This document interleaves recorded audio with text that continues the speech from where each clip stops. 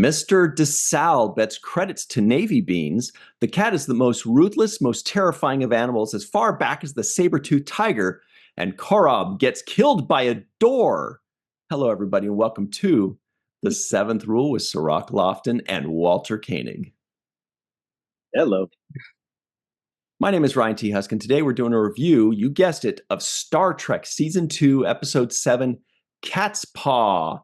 Teleplay by DC Fontana, written by Robert Bloch, directed by Joseph Pevney. This was October 27th, 1967. Where were you? You were probably preparing your costume to look like this for Halloween. How you guys doing today? Good. This episode is notable in my life because it was an extrapolation of lines that I auditioned with for Star Trek. This was the episode that they gave me to read. You still recognize these lines, Walter? No, these lines are not when the lines in the episode were not in the audition piece. Okay. The only thing that was similar was that I was on this ship and Captain Kirk was not there. And that was in the episode. But the character was named Jones. And at the time, I thought it was very arbitrary. I realized afterwards that they probably were referencing Davy Jones. Yep. Since that's who they were looking to replace or to substitute. Wow. Mm-hmm. Mm-hmm. Jones. Yeah, Jones with a Russian accent. Yeah, with I was gonna say, that was my next question. Like, how is that possible? Unless it was supposed to be Jonesky. Well, I believe the reason is, if the lore is correct, that, the monkeys were the thing and they were bringing you on to be the young heartthrob. So they wanted to give you the Davy Jones look with the Davy Jones hair, and you were kind of presenting as that character. And is this true, Walter? This was the first episode you shot on. It's episode 7, but if we go in production order, this would be the first one. Is that right? That's right. It's the first one that we shot. What are your memories of it? It's almost 60 years later, if any. Almost nothing. I knew that I was on the ship. The dialogue was totally different from what I had auditioned with. I have no memory at all of the person with whom I spoke as the character. It was, painless. I don't think, I think it was only one shot, or 2 shots at the most. And then I was done. I did think that since they were thinking of having me as a recurring character, why didn't they name me? Why didn't they give my character a name? Call him, maybe because they hadn't actually decided on it, except by now I had been cast. So they must have decided on it. They didn't call you Chekhov in this episode? No, they did I not. Didn't notice It bothered me because this captain, that was the acting captain, when referring to you, says he calls you Mr. Hey, Mr. What's the give me the rating on. So he called your character Mr. Yeah. Didn't address you by name. Yeah, that's interesting. So my question, Walter, is: so this is the first episode you filmed, and you're on the set, and you're working with a temporary captain who I don't know if we see this guy again, and maybe we do, but I don't know this guy. He's not really known. So what was the temperature like working where you didn't really have the main 2 characters aboard the bridge working alongside you at this time? You're essentially outranked, in acting terms, the guy who's the captain in this particular case. Oh, I didn't think in those terms. I didn't know. For all I knew, he was a regular, Yeah. I just did the scene with him, and that was pretty much it. It was not memorable on any level. It was not memorable, but it went satisfactorily. I didn't screw it up. So I guess I felt okay. There was some memorable line in there. I liked when you said, "I can do it, sir. I'm not that green." Like Yeah. that That's when I was realized. memorable to me. That's when I Did realized I it's say like, that in oh, this episode? yeah, I did Yeah, say that in this episode. I'm not yeah, that green because yeah. that line I remember. Huh? I didn't hear it. it was maybe your second scene, right? It was the second scene. Like first, Yeah. you're kind of introduced. Maybe you're asked to do something, and then you kind of had like your introductory moment. I felt like that was the moment where they're saying, "Hey, everybody, here's this new character. He's going to be that, you know, he's going to be that kind of like underdog young guy that people root for." Because first you kind of got this guy that's like, "Hey, if you need some help, let me know." That kind of, that's what he said. And he said, "I can do it, sir. I'm not that green." And right there, we get the introduction of the kind of character that they are trying to present. The young guy, the new guy that's got spunk, that can do it. Mhm. It's too bad you missed it. That was that was kind of like that one line introduction. Yeah, that's a personality line. You're Yeah. right. Yeah, Personality line. So you say you didn't know that this actor that you're working across, and Ryan, if you can, while I'm blabbering, if you can pick up his name, because this guy who plays Mr. DeSalle, um, he did have a kind of a prominent role in this because, all of a sudden he's ranked up to captain. He's somebody we haven't seen before. But since everybody's away, I guess, he's the next in line in charge. Um, Yeah. and so, yeah. So my question is, again, you mentioned you didn't think that he was anything else but a regular. You're coming onto a set, you don't know who's there and what's what at that time. Um, what was the introduction like when you got on the set? Who kind of walked you in and said, "Hey, this is where we have the commissary. This is where the Bay Craft Service," and was there anybody that kind of put their arm around your shoulder? the owner of Gulf and Western. No, I'm screwing. No, I have no memory of it. Since that I didn't, I guess, as evident from the photography, I didn't even meet any of the other folks. Any of the other regulars. It was like they said, "Oh God, this guy's coming aboard. Let's go down on the. Let's go down. Let's not be around." Yeah, so it was very it felt very insignificant, but I felt, I succeeded. I did what they asked me to do, as small as it was, and so I felt okay. And I anticipated that I'd be doing other shows, which they told me I would. But that's something they tell you when they offer you little money. Yeah. Yeah, and the money is short, but we'll have you back. Great opportunity. Yeah, right. Well, lots of publicity. This will be great for your career. So you're like, you didn't fully believe it. You thought, hey, it'll be nice if that works out. I But wasn't being cynical. Look for the rainbow. I was hoping that it would turn out that way. okay, so please forgive us, Walter, that we're asking you so many questions about something that happened almost 6 years ago that you barely remember.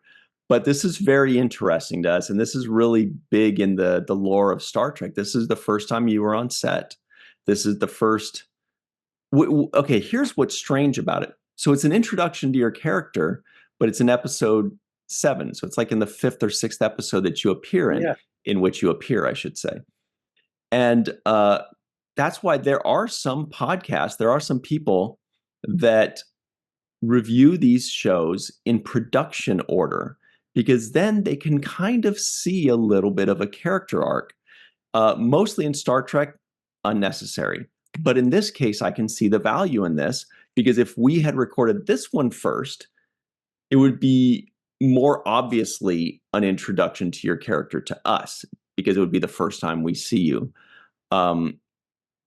Was there anything ever at any point that you remember with regards to production order or getting confused about what's coming up next, or maybe this episode is just way too complicated, so they're pushing it back a couple weeks and they're rushing this one? Well, you make an interesting point, which had not occurred to me till now. Perhaps the reason why they didn't identify me with a character name is because I was not under contract. If they decided after watching this first episode that I was bombing and that they didn't want me, it would have been easier, I suppose, simply to ignore it. It was just another, face in the crowd. So that might have been the reason why I didn't have a character name, because they were not obligated to bring me back, and that they did was the reason why they ultimately gave me a name. Yeah, the other thing that kind of comes to mind when you say that is the order in which they release the episodes. And my thinking is, if they're going to release the episodes, if this is the first episode filmed but the 7th episode released, and they know that they're going to be mixing up orders, then maybe they don't want to give a name yet because they're not sure where that continuity is going to be established. Yeah. Anyway, yeah. So before we go on more into this episode, Walter, is there anything else you actually remember from back then? Do you remember talking to Nichelle? I mean, she was the first regular or recurring character that you actually met. You didn't realize that DeSalle wasn't, although I did look him up, Sirach. But we could talk about that in a minute, because I would just sidetrack us. Do you remember any of that? Saying hi to Nichelle the first time you guys actually met? Do you remember that moment of meeting her? Well, that's curious, because that's exactly who I remember meeting first, was Nichelle. And she came over to me, and I don't remember the dialogue verbatim, but it was something about, where are the birds hiding in your hairpiece? She made a nest joke? Yes. That leads to my question, and that was your makeup and hair, going through that and testing with that, and also wardrobe fitting. But do you remember those first kind of moments when they were getting your hair right for this episode? Well, after I read, and I had to change the reading, to make it funny, they asked me to hang out. They didn't tell me to go home. They didn't say thank you very much. They just asked me to hang out in the outer office. And then they grabbed me and they said, come with me. And I think I went with Fred Phillips, who was the makeup man. And we went to Max Factors on Hollywood Boulevard. And we picked out 3 wigs, a blonde, a brunette, and a redhead. 3 women's wigs. Because my hair was very short at the time. I had just finished making my own movie. So I came back and I tried them on. And then the 5 people in the room, including Joe Pevney, who was the director of this episode, they all tried them on. And they were all running around the room, laughing hysterically, trying on the wigs. So I said, my God, to myself, I said this, if they make this an unpleasant experience for me, I'm going to tell the world that these guys run around ladies' hair. Blackmail. I didn't have to do that. So that's the only thing I remember. And then Fred was great. Fred Phillips was terrific. Personally, he had wonderful stories to tell. He had stories that I think went back to at least the 30s, when he was a makeup man, and he had to put makeup on naked ladies in the film that he was working on. And I said, God, Fred, you've got to write a book. with all the stuff that you've done and all the people you work with. I didn't say this immediately, but I said it somewhere down the line. And he says, nah, he felt he would be betraying private information if he did, which I thought was the whole point of writing a book. So everybody stay tuned for Walter's memoir coming out soon, where he tells all. No, I was good. I wrote my memoir and I didn't come down hard on anybody. Anyway, so Fred was terrific. He was on my side from the very beginning. And when my hair grew back, and I use quotes around that because it didn't grow back as strongly as it should have, and I was starting to lose it, he got this spray out that he sprayed the back of my head, which made it look thicker and it covered the bald spots. By the way, he also sprayed the back of Jimmy's head, and he sprayed who didn't need it, but he had a very interesting place where the hair all came. Leonard, he sprayed the back of Henry's head. He had a little spot, but it wasn't the bald spot. It was just where all the hair came together. It came together like that. So cowlick kind of thing, yeah. Yeah. So he sprayed Leonard's head too. All right, Vulcan secrets. Yeah. Walter, you mentioned going over to Max Factor, and I just didn't understand, and this was new to me when you said that it was a facility in which actors would get, made up for roles. And is that what Max Factor was working alongside the studios? Was it a subcontract thing, or how did the Max Factor play roles with the studio? My belief was that it was its own independent business called Max Factors on Hollywood Boulevard. Yeah, Hollywood and Highland, I think. Yeah, it was a long time ago. Yeah, it's as people who are from LA know it because it's a very famous building, the Max Factor building. Growing up in LA, I remember passing by it a lot, but I didn't understand. I didn't know the history behind how it was directly playing an involved role in Hollywood. I mean, the whole thing, when you think about it, was so kind of casual. They hadn't planned it in advance. They didn't know that if they were going to cast me, and if they cast me, that I would need a hairpiece to make me look more like the Monkees' young man, Davy Jones. So when you consider how it all transpired and the fact that they didn't actually tell me that I had got the role, that the wardrobe guy told me. And then you consider the next 60 years, as you say, and how and it went on a path that I could never have anticipated for me, a career path and a life that I could not anticipate. It's all very peculiar, very almost feels coincidental that it all worked out. And that's one of the lessons to be learned. There are people who, start taking dance lessons when they're 4 years old because they're determined to be dancers or performers when they're older. With me, it just sort of happened.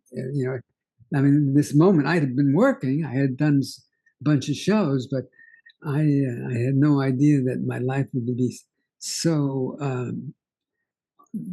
ultimately changed for 6 or 7 decades. Wow. Yeah, and here's the good news. We got a fun episode to talk about too. Yes. So I feel like a lot of this was, for me personally, this wasn't the best episode I've seen. So that's why this is great that we have all these other stories, there's other things to discuss and all that. We can really go deep into that. However, something I noticed about this episode, a couple things. One is they mentioned wizard, right? So we're already thinking about wizardry, which piques my interest. And it made me realize that these original series episodes were not science fiction in the way that we think of science fiction today. Today, when we think of science fiction, it's very science heavy, the science part of science fiction, or at least it attempts to be. This had a lot of fantasy, a lot of lore, a lot of mythology. You know, there's a lot of blending of those kinds of things. It takes place in space, and it is, you know, in the future. But there's a lot of, you know, we had Greek gods kind of things. We've had, you know, magical beings. Now we have wizards and black cats and Halloween. And of course, October 27th, this came out. You know, I should have thought of that sooner, but there's a reason maybe why it was delayed until then. But that was just something I noticed. What do you guys think? Well, what I noticed, I'm sorry, go ahead. You were No, going to say? no. What I noticed, that the first death is not in a red shirt. Ooh, Walter keeping tallies.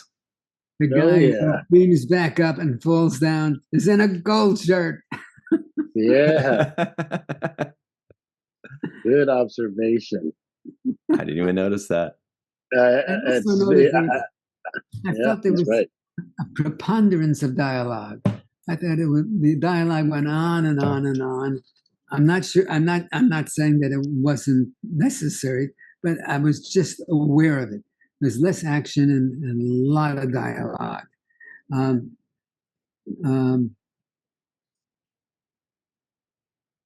mystery dialogue that was going on led me nowhere.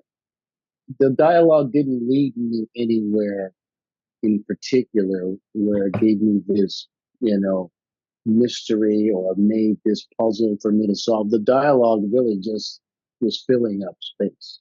You know, you're absolutely right. And I wrote a note. Mystery of what's going on is not explained by the dialogue.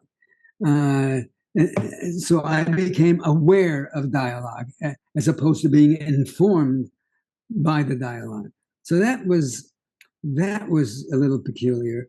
And the other thing, and because these are all minor notes, the other thing was, you know, I can see them chaining Spock and Kirk to the wall for one shot, you know, but they kept putting him back on the wall. And I thought that was a little silly, you know. If you're going to keep incarcerating them, you can keep keeping them jailed.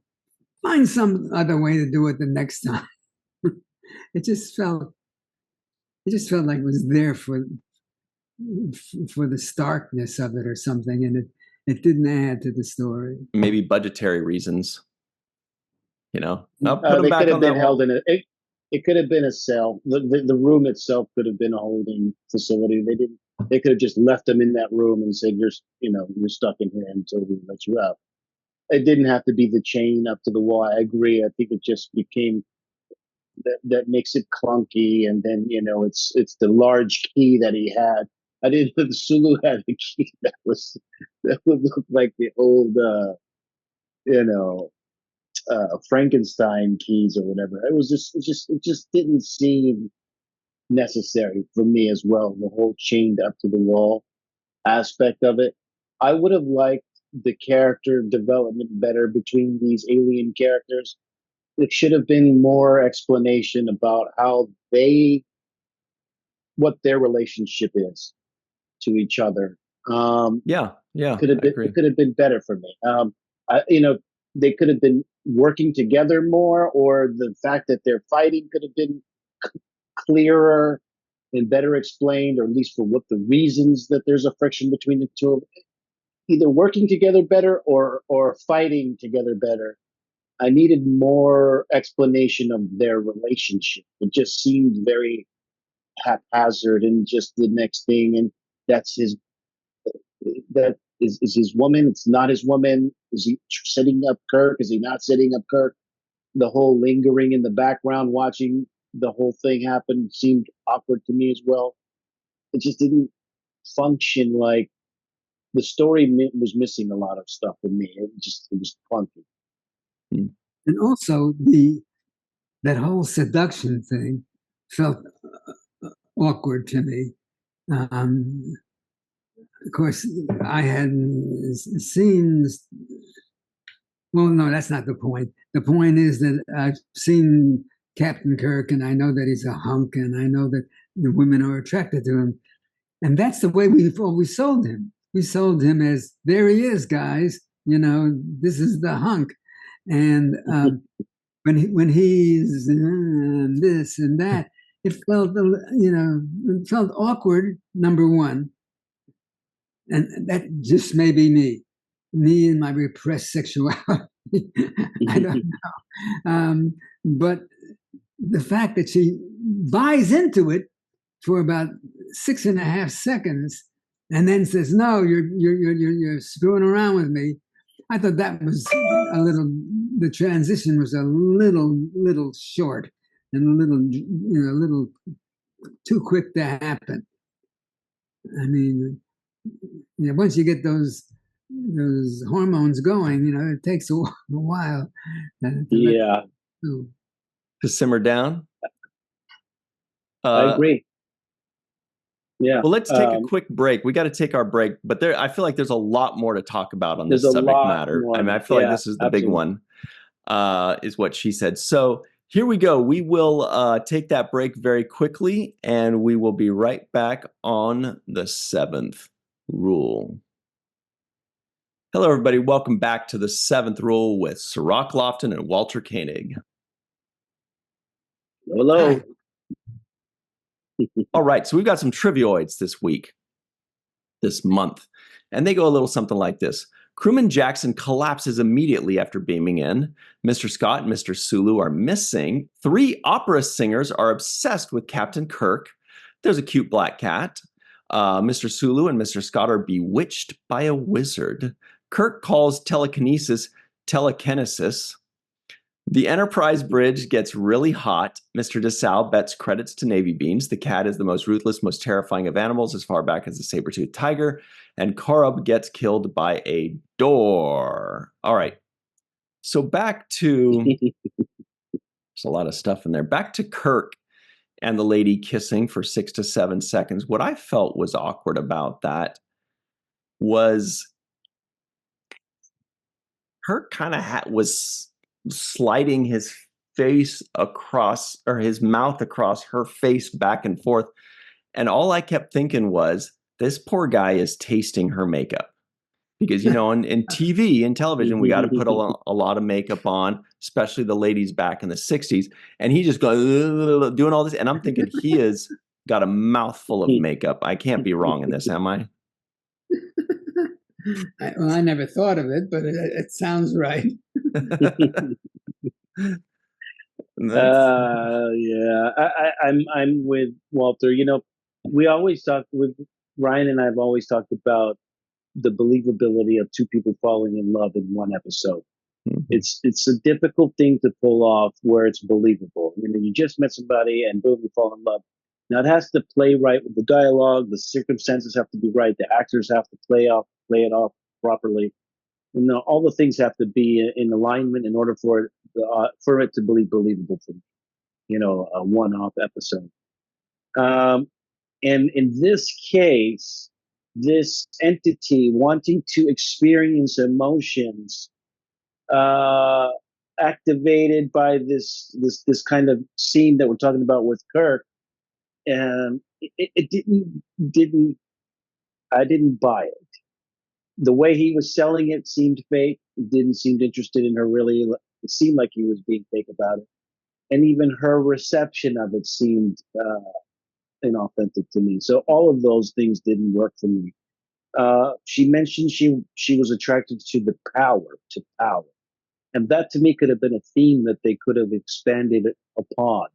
If it was power that was attractive to her, then Kirk could have used his resistance of these effects, fighting off Sulu, fighting off her husband, taking control, refusing to do something. All of those things could have been attractive to her. And therefore she could have said, the fact that you have this power, this machismo, this bravado. You won't submit to any of the tests. You won't bow down to my husband who's trying to wield his power on you. That power, this toxic kind of masculinity about you, is what makes me attracted to you, and I would have bought that a little bit, because that could have made more sense. So the more he resists, the more he fights to get away, the more she wants to be with him. That could have been a sense of attraction there. However, I didn't see the two of them seem to have initially have been in some type of cahoots together. They look like they were both in on the same thing. The cat and the Dr. Evil guy. They seem to be both on the same page as far as whatever their mission was. Whatever their mission was to accomplish as these alien entities. The fact that they diverge is what bothers me as well. Why did they diverge? These are two aliens that are trying to whatever entrap these species to take away their knowledge or take away their energy or whatever it is. What would cause a diversion from that? Was it the jealousy? Was it jealousy from this other character? Was he jealous when he saw Kirk in this Sylvia character? I didn't see what caused the rift between them for them to be diametrically opposed to that degree. Here. I also thought it was a little weird, and this is probably my last comment, because I was not very affected by this episode, I must tell you. But when she suddenly switches costumes, and one of them is totally absurd. It looks like a clown costume from the. I'm thinking, why? What are we achieving by seeing these sudden changes in what she's wearing? So that was my other question. And I know that you both understood it very, very well and can explain in detail precisely what was going on.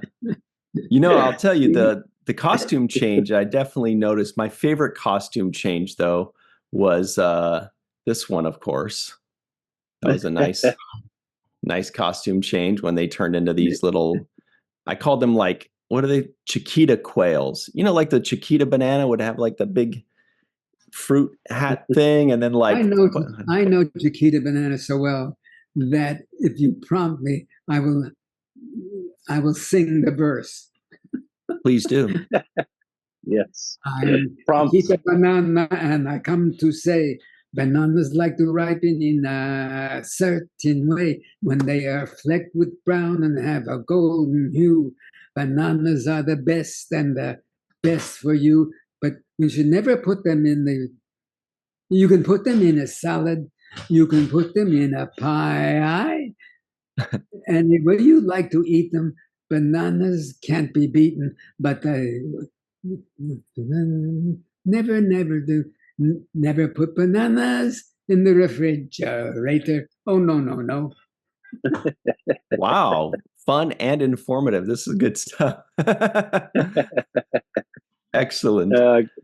Okay, so I didn't mean to sidetrack us there. But yeah, definitely don't put them in the fridge. That's a true statement.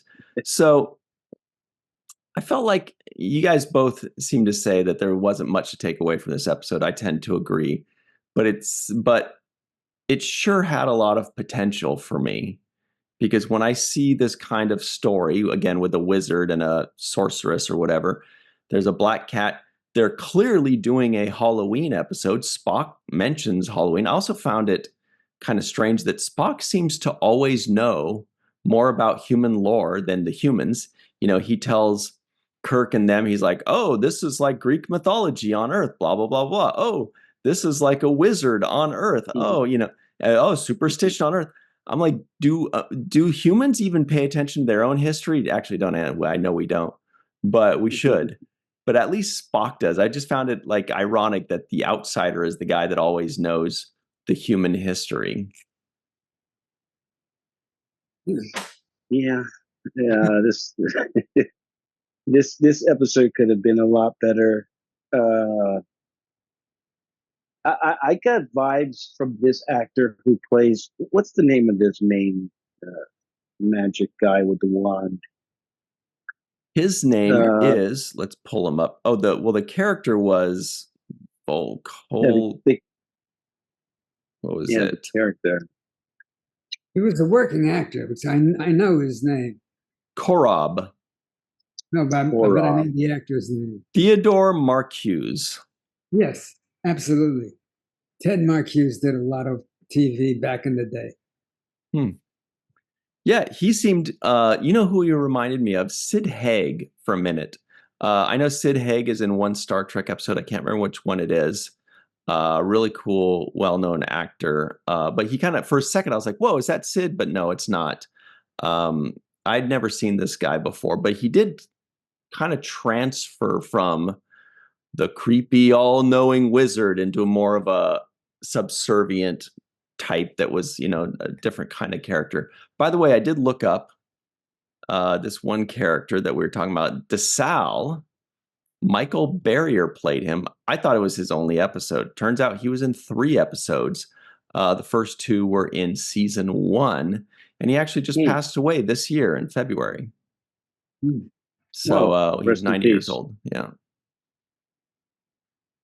So the red, the red shirts or the gold shirts lived on. Actually, they live long and Hmm. they prosper. Um, no, this character, the Korab character, remind me of a person that I've seen before and read about, and I think it was loosely based on this. And this is just my guess. This is not me reading up anything or finding any nuggets. This is a guess of mine, and that is this character looks and reminds me and feels like a real life person that was named Alistair Crowley. Yes, totally. Yes. And this Alistair Crowley person also delved in the realm of magic and mysticism. And both the bald head is similar to that. Even the logo that's on the shirt that he's wearing, this kind of flames or rays of light coming out of the eye. All of these kinds of things remind me of the real life Aleister Crowley, who was into these kinds of ritual magic. And I thought that's where some of the storyline would end up going. Yeah, Hmm. Kind of the dark yeah. magics and such.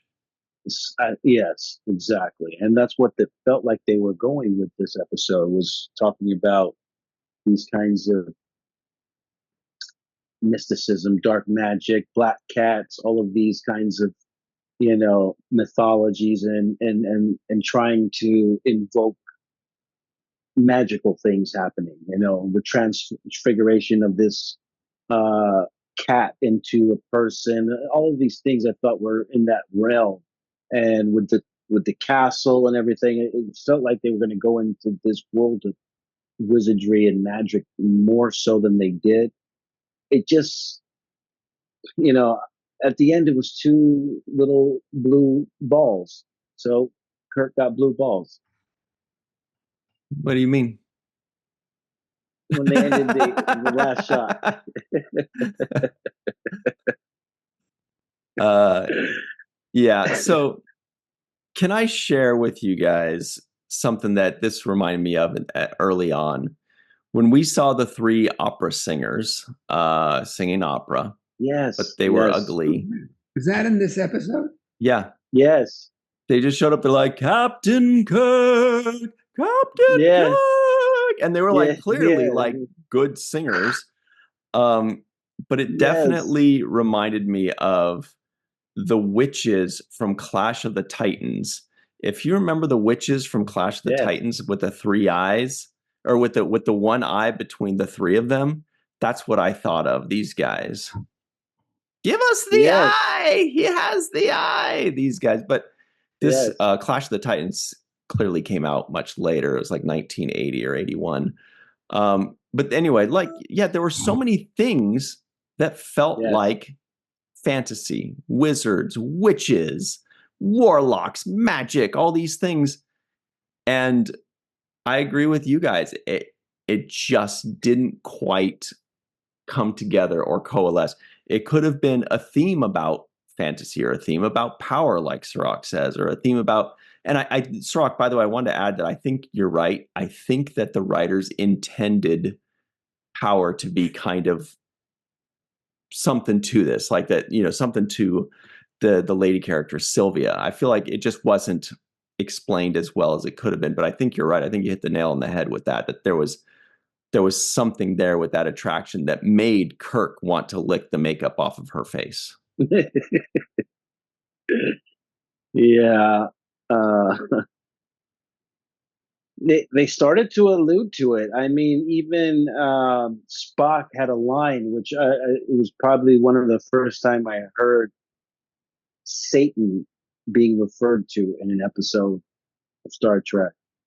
And Spock's line was referring to the cat, demons in animal form sent by Satan to serve the wizard. And I was like, oh wow, this is getting into, like, all kinds of territory of black magic and wickedry or spell casting and all of this kinds of stuff. Demons. It could have easily have gotten into that a little bit deeper, and it didn't. And another thing is the hole that they fell into was perfectly cut. It was like a perfectly cut puzzle piece of a hole, and I'm thinking, what kind of hole is this? And how magic? Just all they had to do was just climb up on a chair. It just didn't. A lot of it just was like it was missing some congruent, steady line of, just even the fight scene. I don't know. What did you guys think of the fight scene when Sulu gets knocked out and McCoy's punched, and that fight scene with Kirk in the hallway? It was very succinct. It was abbreviated. There wasn't much to it, one kick, and then the second time around he's on the ground. Yeah, I always found it funny how in television they go, "Well, he got punched. He's knocked out. Sulu got swung around. He must have fell 2.5 feet onto his butt. He's clearly knocked out. This guy got a door fall on him. He's dead." I'm like, wow, they really don't make people very strong in the future. Like, they're fragile. When Sulu hit the door, I saw him kind of hit back into the door. He looks up and then he did one of those kind of old school karate knockouts where you look up real quick and then you like, okay, now I'm going to knock out. Yeah. I will tell you one thing that was a consistent thing, constantly impressive to me, and I thought it was really good, was the musical score. This episode had a theme song basically, and they kept playing it, and it was really good. And I think that's what original series does better than any other series for sure, is each episode seems to have a theme that we recognize. So now to this day, if we heard that in a mall or at somebody's house or whatever it is, we go, oh, that's that Halloween episode. We immediately picture the cat and the wizard and things like that. I thought the music was great. What do you guys think? Yeah, if I can digress at least 180 degrees. Yeah. I couldn't sleep the other night, so I picked up my autobiography, and I had written a 3 or 4 page summary of what I thought the new movie should be about and how it should be. Well, they had a script. I think this was 2. Yeah, it must have been 2. And they had a script, and I saw a lot of. Okay, it's coming back to me. Bennett had asked me to do a Trekkie run on the script, to find out things that were not consistent with what we had done in this series. So They were talking about aux power. We never talked about aux power. We talked about auxiliary power. Mhm. There were a lot of tiny little things like that. And they had a sword fight between Khan and Kirk. And I said, what the hell is Khan doing with a sword? And besides, it's such a cliche. I said, what I could imagine as being very effective is a bare fist fight where you see the blows land, where you see the face is distorted, with the blood spurts, where it's a real pugilism. It's like out of one of the Rocky movies, or Yep, that's what I was thinking. That I said would be very effective. Mano a mano, two guys fighting. Of course, they ignored it completely. And it has, as I said, has no context here, but I came to mind. So I don't know how many minutes we have, but I just decided to throw it. We have 4 minutes, which means it is time for the home run of today's episode. What do you think, Walter? I'm thinking in terms of a bunt single, not a home run. If there were a home run. You first, Sarah. I'm gonna say that the home run of this episode goes to you, Walter. I think you deserve the home run. Yeah. I think you were the best thing in this episode, and I actually wanted to see more of your scenes than I wanted to see of this endless puzzle to nowhere that I was watching. This felt like a Halloween episode, and I don't necessarily think you need a Halloween episode in a show like Star Trek. It doesn't seem a necessary placement. So, to me, the best thing that I thought was the most believable was your character. So, your unnamed character in this episode gave the best performance, in my opinion. Wow. I'm so humbled by that it leaves me speechless. The home run, okay, the home run is this little black cat in different contexts you'd want a pet. But as the story goes on, it develops the roar of a panther or lion. It changes. Now, the audacity of changing a little meowing cat into rah, that's my home run. I'm close to you on that one. I think the home run of the day goes to the kitty cat as well. I do love black cats. They're wonderful pets. This one was very sweet. It did not frighten me just because the shadow got big, or because at one point they had him walking through a shoebox. That was kind of fun and clever. But I was like, oh, kitty, it just made me happy. They found a cat. And I kind of try to look at how much animals have changed, through breeding and all that, and how slightly different this black cat looked in 1967 to the black cats that we see nowadays. It just kind of seemed it had a different shaped face. It was a little stumpier, a little smaller, and now they're a little leaner and usually longer faces, or a rounder face. But anyway, just slightly different, because that's basically 60 generations of cat that have changed since then, because of breeding and all that stuff. But anyway, for me, it's the cat. It was cute. It made me happy. And whoever made the music obviously deserved it. I thought that was really good theme music. But here are some people that we like to name, and their names are, and we include a thank you when we name them. Thank you to Homer Frizzell, Dr. Anne-Marie Siegel, Eve England out in Wales, Yvette Blackman, Tom TJ, Jackson Bay out in Missouri, Titus Moeller, Dr. Mohammed Noor, Tierney C. Diekman, Anil O. Palat, Joe Balsarati, Mike Gu, and Dr. Stephanie Baker, Carrie Schwent, Faith Howell, Edward Foltz, My Live from Tokyo, the Matt Boardman, Chris McGee, Justin Weir, Jake Barrett, Henry Unger, Allison Leach Hyde, Julie Manisfee, Jed Thompson, Dr. Susan V. Gruner, Glenn Iverson, Dave Gregory, Tim Baum, Chris Sternett, the Roddenberries, Star Trek Las Vegas House Band, and of course, Jason Oken, and Greg K. Wickstrom out in Hawaii. All right, everybody, stick around. We've got the free-for-all up next, so hang out for that. It's going to be a blast. We'll be right back on the seventh rule. Hey, everybody, welcome back to the seventh rule. This is the free-for-all with Walter Cirroc, Melissa Longo.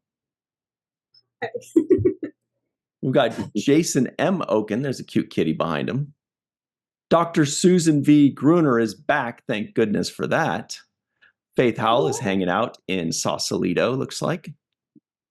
Allison Leach Hyde is wearing her cool Delta Quad from the Voyager documentary shirt. Grandpa One, a.k.a. Tim Baum, is back as well. What a party. What is that? Oh, is that a Catspaw shirt? What is that? Caltech. Oh, Caltech. Cool.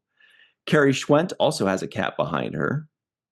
Homer Frizzell likes the New York Yankees. They're having a good year. And Chris McGee is the Dark Lord. He's got some things to tell us, I'll just bet. First things first, Jake Sisko guesses the IMDb score. I'm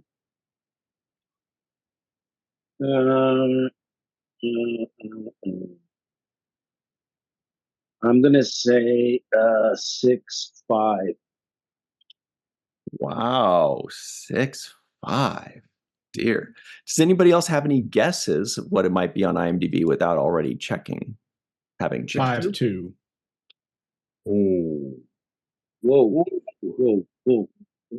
Did you say 5.2? Did I hear that? Dude, that's harsh. That's really hard. I know the internet. I'd go 1966. I'd go 6.2. 6.2. Anybody else? All right.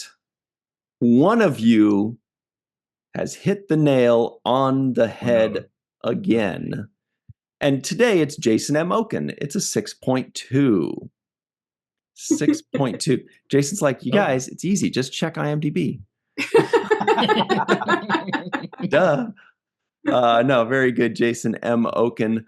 Did we get any non-appearance mentions? I didn't catch anything. I don't know how that would have worked. I did catch some kind of or some sort of. Chris, was there more than one? We had not one, but 3. Whoa. Which was the one you got? I mean, I got Walter's. He said it's some kind of force field or something. What did he say? It's some kind of force field? Something like that? Yeah. Some kind of force field. I said what? It's some kind of force field, sir, but more believably. Oh, but I didn't give you a rating on this episode. Well, no. Well, it was a 6.2. Did you have a guess? Yes. Let's hear. What do you think it is? Well, there's a speech I always wanted to do from The Crucible. I would first like to do that. And 4.9. Oh, Whoa. wow. Walter. Wow, that was harsh. Yeah. Well, Walter, how many times did they have to spray your face when you were sweating? I don't talk about such things in public. Thank you. This is a family show. All right. Well, we got to get this train on the right track with Melissa Longo telling us what she enjoyed about this episode or did not enjoy. What do you think? What do I think? Oh, wait. So sorry. No, Chris has more kinds of something. I'm so sorry. I got lost. Well, I know, right? I was going to save him for my turn, but so yeah. Earlier on, Kirk said, "Could it be exerting a force field of some kind that cuts into our sensor scan?" And McCoy afterwards said, at some point, said, "Could this be an Earth parallel development of some sort?" Ooh. So they're kind of reversed in the sentence there. Thanks very much, Chris. All right. Sorry, Melissa. What do you got for us today? Well, I'm going to try and keep my turn positive and and say that I really, really appreciate how the original series wasn't afraid to take risks. And this episode was definitely a risk, and that there was some good moments of it, and then some where I was like, okay, they're figuring it out. But I have to say that I really enjoyed the color palette in this episode. The lighting and the way it complemented the uniforms when they were on the planet, and I love the lighting of the original series.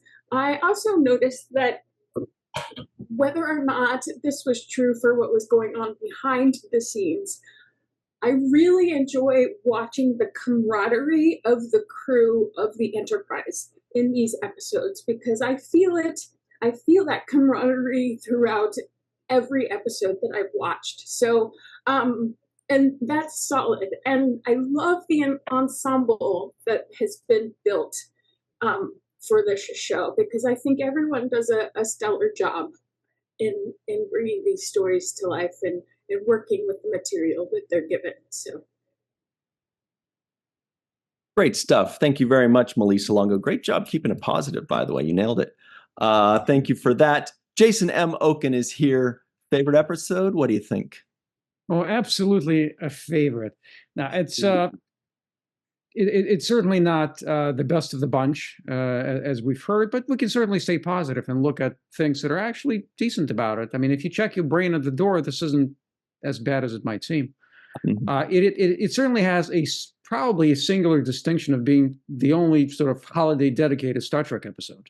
Whether you like it or not, they specifically wanted a Halloween episode, even though obviously it was shot first. It wasn't aired until closer to Halloween itself. And as Melissa said, it really is a wonderfully looking episode from the cinematography point of view. All the colors and the lighting is wonderful. So it's a nice looking episode. And I think what makes this work, other than the lighting and actually the score is great too. It's going to be used and tracked in a lot of other episodes, and that's kind of gets a little to you because the music doesn't quite belong in those episodes, or it doesn't fit very well. But whatever you want to think of the script, whatever you want to think of sort of the silliness of it all, and not everything lands. I mean, the witches obviously didn't come out the way they were intended to. It does come off a little silly, for sure. But I think what works is, everybody looks to be committed to the material, which in and of itself, if people were just, mailing it in or phoning it in, it would have looked a lot worse, I think. This is probably the most serious Chekhov we'll see. It's the first time, obviously, Walter, you were doing the part, but it's probably the most serious Chekhov we'll see in the entire series. But again, it's not the worst. It's by far not the best. It's an attempt at something, and there's a long story behind the actual writing of the episode, what went into it, and why it came about, and we'll talk about that later. But in the end, it's I have a hard time sort of summarizing it all. It's watchable. It's an episode. Do you know what other work Robert Bloch had done? He did what a little girl's made of. It's his first Star Trek script. And he had the old ones in there. He had the old ones in here. He borrowed from his own short stories to actually do the script. Didn't they do a story that was transferred to motion pictures? Became a big success. Yeah, he wrote the book Psycho. Yep. He did write Psycho. Yeah. Yes. Yeah. Oh, I was right. You were. Okay. You were right. Yeah. Mm-hmm. Great stuff. Thank you very much, Jason M. Oken. Dr. Susan V. Gruner is here, and we are so glad she is. What do you think of this one? Well, I agree with everything that Melissa and Jason said. I want to stress this was 1966, and I thought it was, I mean, looking at it now, we think it's kind of hokey, but back in the day, I loved it. I thought it was a great Halloween episode. I was 10 years old when this episode came out. I have a funny story. First I'll say the ensemble cast comments that you have made. That is why there's nothing except Deep Space Nine that comes close, in my opinion, to the camaraderie behind the camera or in front of the camera for the original series. hasn't been duplicated since the original series, except for, like I said, maybe Deep Space Nine. When I was 10 years old, I made those silly little feather things that were those creatures at the end. I made them for a craft class, and the teacher didn't know what they were. Pipe Well, cleaners, blue feathers, and made this little thing that was supposed to be this creatures from Star Trek. Sue, is there anything else you had for us? No, it hurts me that it gets such low ratings. Again, it's 1966. There was nothing like it in 1966. Hmm. And a Great stuff. ending. Thank you very much, Dr. Susan V. Gruner. Faith Howell is here hanging out in Sausalito, of course. What do you think of this one? I don't hate it, but I definitely was surprised the rating is as high as it is on IMDb. I definitely would have gone a little lower. Yeah, I was texting Homer earlier as I was watching the episode, and I think my exact words were, "What did I just watch?" However, Sue, definitely, I am that kid. I totally, if I had seen this as a child, which I don't know how I missed it, but I have no memory of those little bird creatures. I that's something I would do. I would have made those in school, and the teacher would have been like, "Okay, little child, you're weird." So, yeah, I don't hate it. I don't know that this is prime Star Trek. I really look for those messages, and I feel like if there was a message, it was definitely lost on me in this one. So yeah. But I'm here. I want to hear what you guys have to say about it. So take it away. Thank you very much, Faith Howell. We're going to find some people are going to love this episode. You just watch. And that people is Allison Leach Hyde. What do you think of this one? So I had actually don't think I've ever seen this episode before. And I've watched through the original series multiple times, and I think I have slept through this episode every time. I read the description for it and I went, what is this? There are cats and witches? Like what? And so I made sure I had my lunch today. So I'm like, I'm going to do it during lunch. I'm not falling asleep because the music is beautiful and beautiful music puts me to sleep. I'm sorry. And this episode is completely bonkers. And it's a ton of fun to watch because it's bonkers. I mean, the cat, how they were cutting the cat from little to big and just going through was so much fun to watch. And I think just for Sylvia's costume changes when she's changing herself to be different women, this should have a higher rating. She had amazing costumes and she went for it like nobody's business. Like she was having the best time. And that's kind of how I feel about this episode. I love that we get our core group for the first time in this episode and everyone had something to do, even if it wasn't saying lines for Sulu, which is very sad. But he was still there the whole time. So everyone was together working through a problem, even if some of them had kind of been controlled.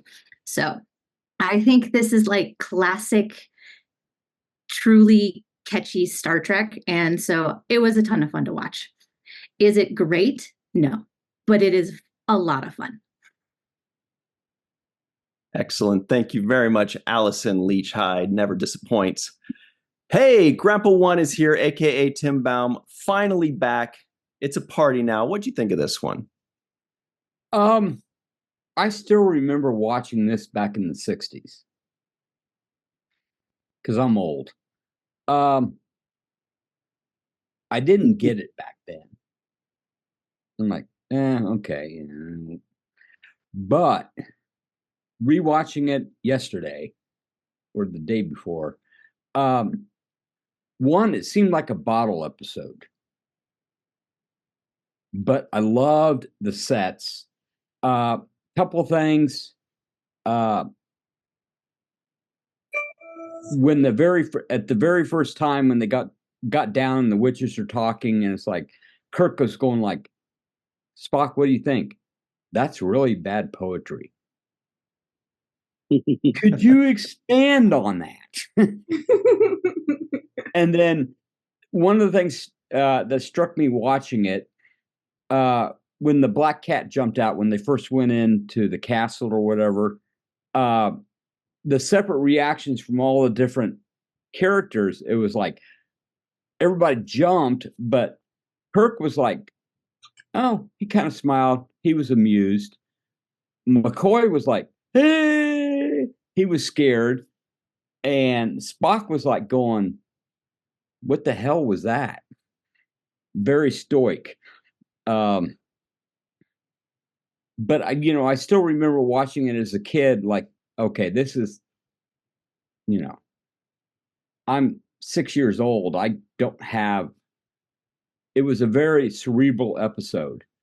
And then when they showed the Enterprise where they raised the temperature, and then Walter sitting there with sweat on his face, I'm sure they had to spray it all the time. It was like, back then I was like, I really didn't like the episode. Watching it now, I'm okay. This is actually it. Like I said, it was like a bottle episode. It was very cerebral. So that's my take. Good stuff. Thanks very much, Grandpa One, aka Tim Baum, floating out in space. All right, Carrie Schwent, aka Crafty Bear, is here. What's up? How you doing today? I'm doing good. I actually, in a weird way, did kind of enjoy the episode. I'm kind of a sucker for any like Shakespeare adjacent sort of thing, because you got the castle, you've got the witches and their poetry. I kind of actually enjoyed their poetry, even with the delivery. It kind of made it a little more fun, at least for me. And plus, you've got a black cat, and I got my old black cat. Sadly, we lost him in 2020. He was almost 20, but had to include Waldo behind me, and I did a sticker and made him like super big because it's fun. I did enjoy Sylvia, especially her look. I liked the hair. I loved that flowy outfit. That, it occurred to me, might be fairly easy cosplay to potentially put together because it wouldn't require too much. Where was it? Oh yeah, a couple props to the stunt guy behind Homer. That fall was fantastic. It looked like the way he held his body rigid like that as he fell. I mean, it sure probably hurt, but it looked really, really good.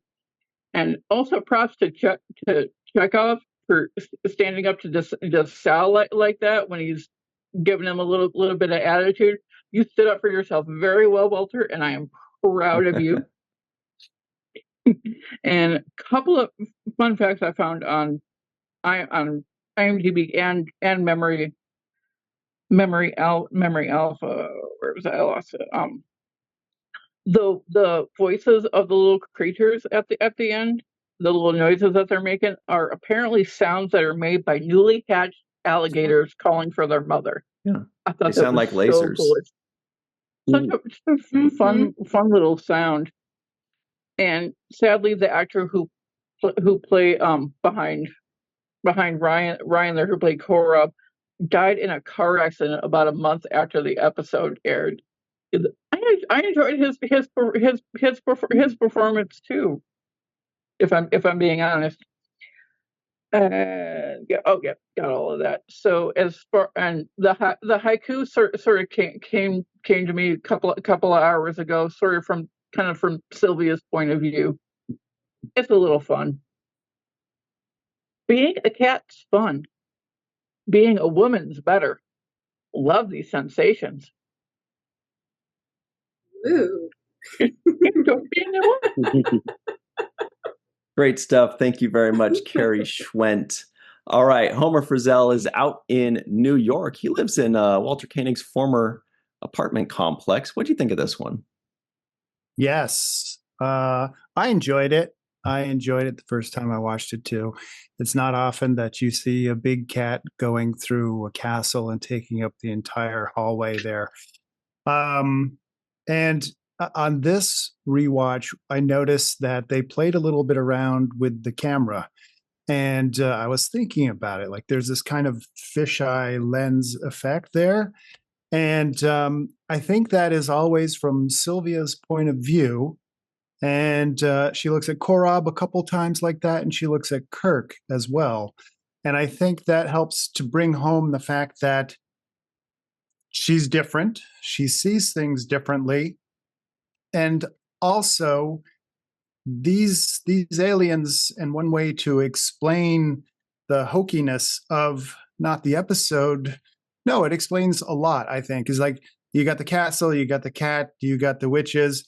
They weren't able to get like all of the everything from the minds of the crew. They did the best they could with what they had. There were some surprises along the way. And I think that explains why things didn't look quite so authentic as they might have. So I'm going to give them a pass on that. And as Carrie mentioned, this guy here, that fall, I'm like, ow, that definitely did have to hurt. He is, I think he played Jackson. He is actually a guy who was a stuntman on the show as well. And I think he really nailed that. And Walter, you are awesome as usual. That's it for me.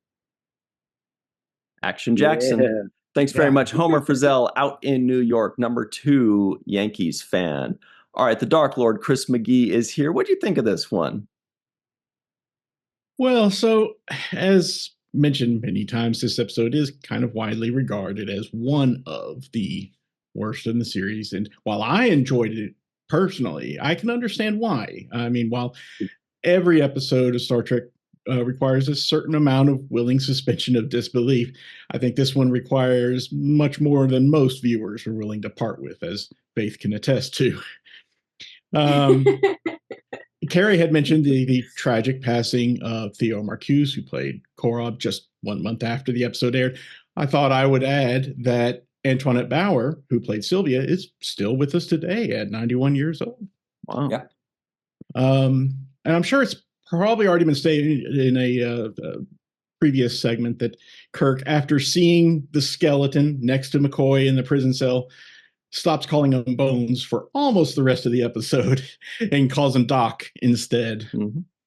Mm-hmm. So finally, the memorable quote of the episode. As Spock says, "The cat is the most ruthless, most terrifying of animals." And as a cat owner, can confirm. After owning several cats, I concur. Absolutely. They are so cute, though. Come on. All right. So, Jake's final take. What do you think, Sirach? Final thoughts? Final thoughts. I did like the necklace that was dangled in this episode that had little mini Enterprise on it. I was wondering where that little prop ended up in my own mind. So somebody has that necklace somewhere. Allison seems to know the answer. Smithsonian has it. The Smithsonian has it. See, I knew Smithsonian. they got all the good stuff. Definitely wanted to see that.